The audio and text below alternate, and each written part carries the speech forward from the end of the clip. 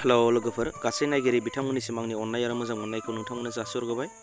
लोगोसे नोंथांमोनखौ आसा खालामो मोजाङैनो दं होननानै, लोगोसे गासै बुहुमनि बर'फोरखौबो आसा खालामो मोजाङै दङ होननानै। आङो दिनै बेलासिनि निउसखौ लाना फैदों बा गोदान खौरांखौ। दिनै सानसेनि गासै खौरांखौ नोंथांमोना नायबानो जाबाय। गिबियावनो दङ से नाम्बाराव मा होनदों, आसामाव दासिमबो सा 26आनो कर'नाजों भुगिना दंनो।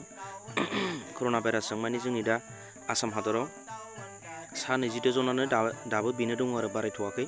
नाथाय दा दसेनि उनावबो जेनेबा आं बेखौ आपल'ड खालामखांनायनि उनावबो दा बेलासियावबो माने बियो जेनेबा सासे सानै बारायनो हागौ बा साथाम बारायनो हागौ।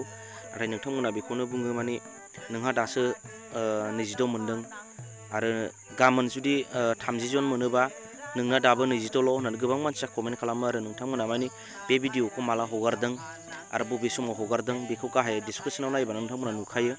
बेखायनो नोंथांमोना बेखौ बिदि कमेन्टआव सोंहरफिनाबाबो जागोन आरो आसा खालामो नोंथांमोना बेखौ आन्दायनानै दंथ'यो होननानै। दा 2 नाम्बाराव नाय, बुहुमाव गासै 12,780,780 जाबाय आरोना, 80 जन जाबाय। माने बुहुमाव गासै माबाया मा होनो कर'ना भाइरासजों थैनाय नङा दे बियो, मा होनो 12,84,780 जन जाबाय जाहैदों ना।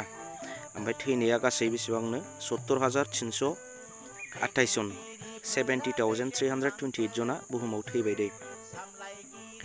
ओमफ्राय 3 नाम्बाराव नायनि, इण्डियायाव गासै 4,314 जाबाय आरोना। ओमफ्राय थैनाया गासै 108 सा जाबाय आरो।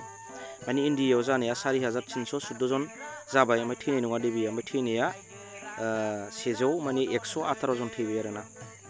दा गोदान आपडेट होनो हागौ दाहायफोरो। ओमफ्राय 4 नाम्बाराव नायदो, इउएसनि निउयर्क सिटियाव आरोना, मा होनो जुनाय जादों, सरि बेयो जुनारसोमोन। जुनारसालियाव कभिड-19 पजिटिभ मोनदोंनो, मोसानियाव दे बियो। जुनारसालियाव माने मोसानियावमोन, आङो बेखौ लिरदेरनो बावदों।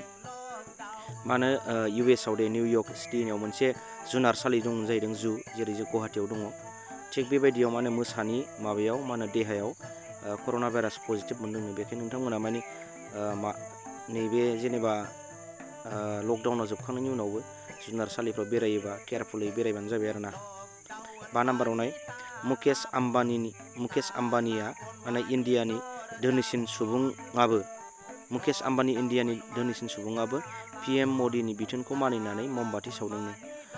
मुकेश आम्बानिया जाहैबाय जोंनि भारत हादरावनि इण्डियानि सेथि थाखोनि माहाजोन सुबुं आरो बुहुमनिनो बियो मा होनो 13 नाम्बाराव मा होनो माहाजोन सुबुं होननानै मिथिजायो दे बुहुमावनो। ओमफ्राय 6 नाम्बाराव नायनो लास्टआव, बैसागुआव सोर सोर रंजागोन ना रंजाया आरो नोंथांमोनाव आं सोंनो लुगैदों आरो। दाथ' लकडाउननि जाबाय, 14 थारिखआव बोखारगोन, 15 थारिखआव बोखारगोन ना बोखारा। नाथाय नोंथांमोनहा बे मा होनो लकडाउनखौ मानिगोन ना मानिया बेखौ नोंथांमोना कमेन्टआव खोन्थाहरबानो जाबाय। मानोना बैसागुआ जोंनि बर' हारिनि बा जोंनि आसामनिनो फुरा आंगो फेस्टिभेल, जायनि जाहोनाव जोङो बोसोराव खनसेल' मोनो। बैसागुखौ बिराद आसा आरो मिजिं खालामनानै थायो आरो जोङो बावखुंग्रि हाजो गाखोनो बिराद मिजिं दङमोन, नाथाय देग्लाय गैला। जोंहाथ' चिरां डिस्ट्रिक्ट आरो मा होनो क'क्राझार डिस्ट्रिक्ट मोननैबो बिराद गाखोखायो बावखुंग्रि हाजोआव, आरो लोगोसे बाक्सानिबो गोबां मानसिया फैबावो, उदालगुरिनिबो फैयो। ओमफ्राय माने स्पेसियेलि जों चिरां आरो क'क्राझारनिफ्राय हेभि गाखोयो आरो, खिन्थु जोंना सिमाङा गैला एबार। नाथाय मा जायो नोंथांमोना खोन्थाहरदो, मानिगोन ना मानिया, बैसागुआव मोसागोन ना मोसाया। आसा खालामो दिनैनि भिडिअखौ आं बेवहायनो दोनसै। नोंथांमोना मोजां मोनोबा लाइक खालामबानो जाबाय। बाय बाय।